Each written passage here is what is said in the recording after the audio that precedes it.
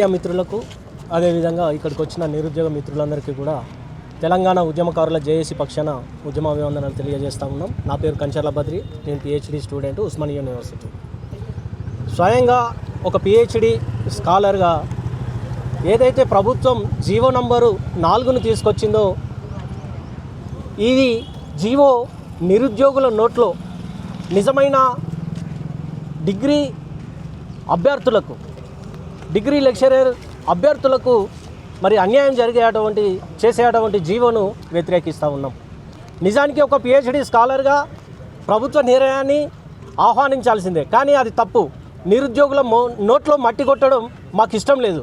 కాబట్టి ఏదైతే weightage PhD వాళ్ళకు ఒక 25% మార్కులను కేటాయించారో అట్లా కాకుండా పాత పద్ధతిలోనే ఈ డిగ్రీ లెక్చరర్ అర్హత పరీక్షను నిర్వహించాలని చెప్పేసి కోరుకుంటూ, ఇప్పటికీ జాబ్ క్యాలెండర్ ఇస్తారేమో, లేకపోతే ఎవ్రీ ఇయర్ ఒక జాబ్ క్యాలెండర్ ప్రకటిస్తామని చెప్పేసి గతంలో హామీ ఇచ్చారు.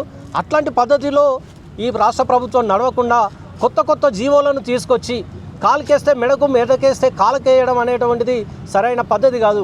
ఒకప్పుడు ఏది పిహెచ్డి చేయాలి అంటే, పిహెచ్డి అర్హత సాధించాలంటే ముందు నెట్ సెట్ కొట్టుకుంటేనే పిహెచ్డి వస్తుంది అనే పరిస్థితిలోకి ఒక సందర్భంలో నెట్టేశారు.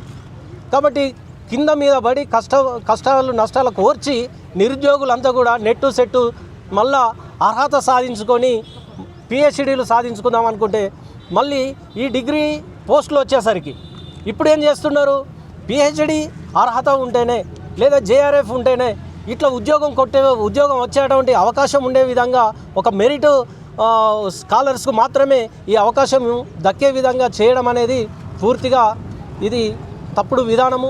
కాబట్టి జీవో నంబర్ 4ను వెంటనే రద్దు చేస్తూ పాత పద్ధతిలోనే ఒక డిగ్రీ స్థాయి స్టూడెంట్కి ఒక విద్యను నేర్పాలి అని అంటే దానికి ఇంత పిహెచ్డి చేసి ఉండాల్సినంత అర్హత అవసరం లేదు.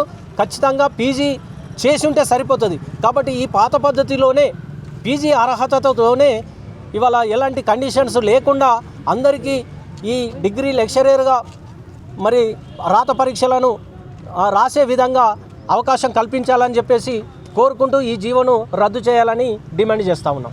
డిగ్రీ లెక్చరర్ ఆశావాహుల ఆవేదన అనే ఒక ప్రెస్ మీట్ కార్యక్రమానికి నన్ను ఆహ్వానించిన ఆస్మా గారికి కృతజ్ఞతలు తెలుపుకుంటూ, ఆమె చేస్తున్నటువంటి యొక్క కార్యక్రమం ఏదైతే ఉందో ఈ జియో నెంబర్ 4 అనేది ఏదైతే ఉందో దీని మీద ప్రభుత్వము సమీక్షించి దీని మీద లోతుపాతులు అన్నీ కూడా క్షుణ్ణంగా ఆలోచన చేసి పరిశీలన చేసి మళ్ళీ వెనక్కి తీసుకోవాలని చెప్పేసి ఆమె అయితే ఈ యొక్క కార్యక్రమం పెట్టిందో ఆ యొక్క కార్యక్రమానికి నా యొక్క సంపూర్ణమైనటువంటి మద్దతు ఉంటుంది. కాబట్టి ప్రభుత్వం కూడా మిగతా వర్గాలతో కానీ మేధావులతో కానీ మళ్ళీ ఆలోచన చేసి దీన్ని సమీక్షించి దీన్ని రద్దు చేస్తేనే పేద మధ్యతరగతి కుటుంబాల నుంచి వచ్చినటువంటి ఎవరైతే చదువుకున్న పిల్లలు ఉంటున్నారో వాళ్ళకు అన్యాయానికి గురి చేసే ఈ యొక్క జియో. కాబట్టి దీనిని మళ్ళీ ఇప్పటికే 12 సంవత్సరాలు అయిపోయింది నోటిఫికేషన్ లేక, మళ్ళీ మీరు కొత్త జియోలు తీసుకొస్తూ నిరుద్యోగాన్ని ఇంకా రోజుకి పెంచే యొక్క కార్యక్రమాన్ని ఈ రాష్ట్ర ప్రభుత్వం చేయొద్దని చెప్పేసి నేను ఈ యొక్క సందర్భంగా రిక్వెస్ట్ చేస్తూ ఉన్నా. ఒకవేళ మీరు ఇదే మొండి పద్ధతితో కనుక ముందు భవిష్యత్తులో ఇలాగే ముందుకు పోతే మాత్రం దీన్ని మేము రాష్ట్రంలో ఉన్నటువంటి అందరం కూడా ఏకమై ఆస్మా గారు చేస్తున్నటువంటి యొక్క కార్యక్రమాన్ని మేము బలం చేకూరుస్తూ దీని మీద బలమైనటువంటి పోరాటాన్ని కూడా మేము సిద్ధమవుతామని చెప్పేసి ఈ యొక్క సందర్భంగా రాష్ట్ర ప్రభుత్వానికి నేను హెచ్చరిస్తూ ఉన్నా. జీవో నంబర్ 4 తీసుకొచ్చి ఈరోజు నిరుద్యోగులకు అన్యాయం చేసే కుట్ర చేయడాన్ని ఎంఆర్పిఎస్గా బడుగు బలహీన వర్గాల ప్రతినిధులుగా దీన్ని తీవ్రంగా ఖండిస్తున్నాం. ఈ జీవో తీసుకురావడంలో సమాజానికి ప్రభుత్వం కానీ ప్రభుత్వంలో ఉండే అగ్రవర్ణాలు కానీ చెప్పేటిది ఏంటంటే, రానున్న రోజుల్లో విద్యార్థులకు నాణ్యమైన విద్య అందించాలంటే లెక్చరర్లకు స్పష్టమైన కొన్ని అర్హతలు ఉండాలనే అంశాన్ని చెప్పబోతున్నాయి. కానీ మరి ఇప్పటి వరకు రిక్రూట్ అయ్యి లెక్చరర్లుగా గత ప్రభుత్వాల్లో నియమించబడ్డ వాళ్ళు, మరి వాళ్ళు పీజీతోనే వచ్చిన వాళ్ళు ఉన్నారు. వాళ్ళని రిమూవ్ చేసే జీవో చేస్తుండ్రా? వాళ్ళని రిమూవ్ చేసినప్పుడు ఈ జీవో అమలు చేయండి. వాళ్ళని రిమూవ్ చేసే అధికారం మీ చేతుల్లో లేదు కనుక గతంలో ఏ విధంగా అయితే రిక్రూట్మెంట్స్ జరిగినాయో అదే విధంగా రిక్రూట్మెంట్ జరగాల్సిన అవసరం ఉంటుంది. తద్వారా ఎస్సీ, ఎస్టీ, బీసీ, మైనార్టీ వర్గాల పేద విద్యార్థులకు, నిరుద్యోగులకు అవకాశాలు ఉంటాయి. అలా కాకుండా జీవోలు కొత్తవి తీసుకొస్తే సమాజాన్ని అంతా ఏకం చేసి ప్రభుత్వం పైన అణగారిన వర్గాల తరపున పోరాటం చేయడానికి నిరుద్యోగులతో మేము సమాంతరంగా కదులుతామని ఈ సందర్భంగా తెలియజేస్తున్నాం. విద్యాసంఘాల ఆధ్వర్యంలో ఈరోజు డిగ్రీ లెక్చర్లకు మద్దతుగా ఇక్కడ సమావేశం నిర్వహించి నన్ను ఆహ్వానించినందుకు అందరికీ ప్రత్యేక ధన్యవాదాలు చేస్తున్నా. ఈరోజు మేము బీఆర్ఎస్ విద్యార్థి విభాగం తరపున ఒకటే డిమాండ్ చేస్తున్నాం రాష్ట్ర ప్రభుత్వానికి. జీవో 4ను వెంటనే రద్దు చేసి పాత పద్ధతితోనే డిగ్రీ లెక్చరర్ల నియామకం చేయాలని మేము డిమాండ్ చేయడం జరుగుతుంది. ఎందుకంటే ఈరోజు ఇంతకుముందు పాత పద్ధతిలో డిగ్రీ లెక్చరర్ నియామకాలు అంటే సెట్ నెట్ వచ్చిన వారికి ఎలిజిబుల్ కేటగిరీ ఉంటుండే.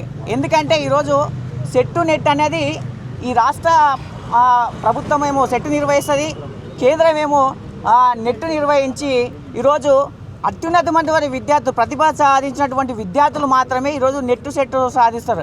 అలాంటి విద్యార్థులకు ఈరోజు డిగ్రీ లెక్చరర్ అవకాశం కల్పిస్తుండే పాత పద్ధతి. కానీ ఈరోజు రాష్ట్ర ప్రభుత్వం, ఈ కాంగ్రెస్ ప్రభుత్వం వచ్చిన తర్వాత నెట్ సెట్ కాకుండా ఓన్లీ పిహెచ్డి అని పెట్టి ఈరోజు విద్యార్థులను ఈరోజు చదువుకున్నటువంటి నెట్ సెట్ చదువుకున్నటువంటి పీజీ చదువుకున్నటువంటి విద్యార్థులు ఈరోజు డిగ్రీ లెక్చరర్లకు దూరం చేసినటువంటి ప్రభుత్వం ఏదంటే ఇది కాంగ్రెస్ పార్టీ. బిడ్డ వెంటనే రేవంత్ రెడ్డి మీది ఈ కొత్త పద్ధతిని రద్దు చేసి జీవో నంబర్ 4ను రద్దు చేసి పాత పద్ధతిలో డిగ్రీ లెక్చరర్ల నియామకాలు చేయాలని మేము ఈరోజు బీఆర్ఎస్ విద్యార్థులను డిమాండ్ చేస్తాం. లేని పక్షంలో బిడ్డ నీ యొక్క కార్యాలయాన్ని, ముఖ్యమంత్రి కార్యాలయాన్ని అనేది కానీ ఉన్నత విద్యామంత్రి కార్యాలయాన్ని మేము ముట్టడిస్తామని తెలుస్తాం. ఈరోజు చూసుకొని ఒక చదువు రాని దద్దమైనటువంటి రేవంత్ రెడ్డి దగ్గర ఈరోజు విద్యాశాఖ మంత్రి పెట్టుకోవడం పెద్ద సిగ్గుచేటు. ఎందుకంటే ఆయన దగ్గర విద్యాశాఖ మంత్రి పెట్టుకొని ఎలాంటి యొక్క నియమాలను పాటించకుండా ఈరోజు ఓన్లీ కలిబోలి మాటలు చెప్తూ ఈరోజు విద్యార్థులను దూరం చేస్తున్నాం. చూడండి, ఈరోజు ఫీజు రింబర్స్ బకాయిలని, ఈరోజు ఫీజు రింబర్స్ బకాయిలు విడుదల చేయక విద్యార్థులను దూరం చేస్తున్న వ్యక్తి అంటే రేవంత్ రెడ్డి. ఎందుకంటే ఒక నిరుపేద విద్యార్థి ఏ విధంగా చదువుకుంటాడు, అది ఒక కష్టాలేంది, వాళ్ళకు బాధలేని తెలియనటువంటి వ్యక్తి ఈరోజు ఫీజు రింబర్స్ ఇస్తలేడు, ఉద్యోగ నోటిఫికేషన్లు ఇస్తలేడు. ఈరోజు ఓయూకి వచ్చిండు 1000 కోట్లు అన్నాడు, ఓన్లీ జీవో ఇచ్చిండు, ఇప్పటి వరకు ₹1 ఇవ్వలేనటువంటి వ్యక్తి అంటే రేవంత్ రెడ్డి. అంటే చదువు మీద పరిజ్ఞానం లేనటువంటి వ్యక్తి రేవంత్ రెడ్డి. కాబట్టి బిడ్డ నువ్వు వెంటనే జీవో నంబర్ 4ను రద్దు చేసి పాత పద్ధతిలో డిగ్రీ లెక్చరర్ నియామకాలు చేయాలని మేము ఈరోజు ఉస్మానియా ఆర్ట్స్ కాలేజ్ వేదికగా డిమాండ్ చేస్తాం. ఖబర్దార్ రేవంత్ రెడ్డి.